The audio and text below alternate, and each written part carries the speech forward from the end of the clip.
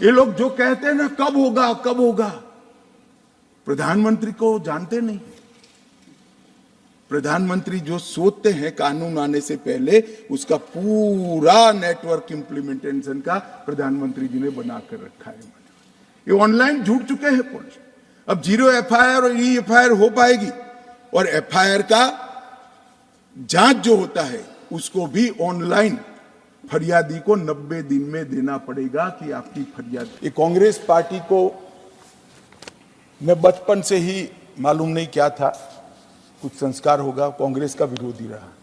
मेरी आइडियोलॉजी में जुड़ने से पहले भी कांग्रेस मुझे पसंद नहीं आती थी, कुछ नहीं मालूम था मान्यवर, तब से मैं विरोधी रहा।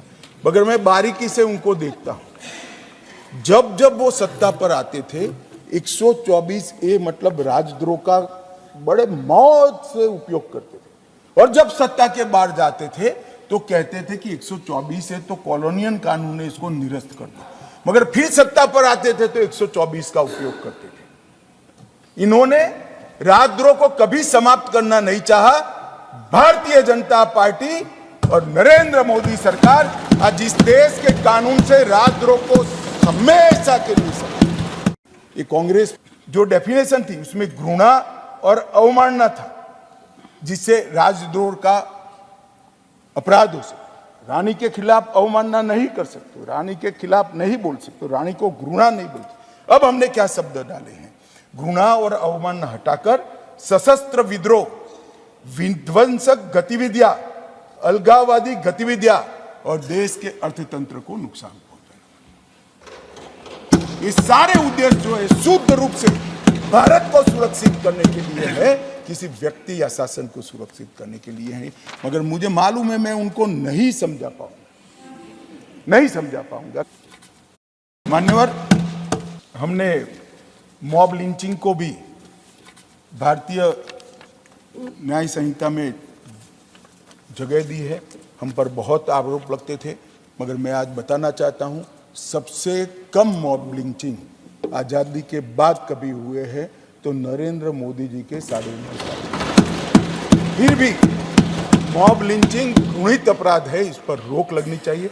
इसके लिए हमने मृत्युदंड तक की सजा का प्रावधान किया। जो पूछते हैं क्या होगा इस कानून से, मैं उनको कहना चाहता हूं कि 7 साल से ज्यादा सजा है वो सभी घृणित अपराधों के लिए।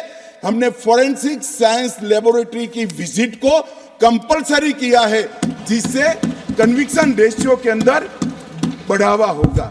ये जो पूछते हैं क्या होगा इस कानून से, इनको मैं कहना चाहता हूं अंग्रेज चले गए, पूरे देश में 4 प्रकार की न्याय प्रणाली चलती थी। आज कश्मीर से कन्याकुमारी और द्वारका से लेकर कामाख्या तक इस कानून के आने के बाद एक ही प्रकार की न्याय प्रणाली का चलेगी। मान्यवर, ये पूछते हैं क्या होगा, मैं इनको बताना चाहता हूं महिलाओं के अधिकारों की रक्षा की बात थी, वो आप विदेश से आए हुए कंसेप्ट और NGO को थोपे गए विचारों से करते थे।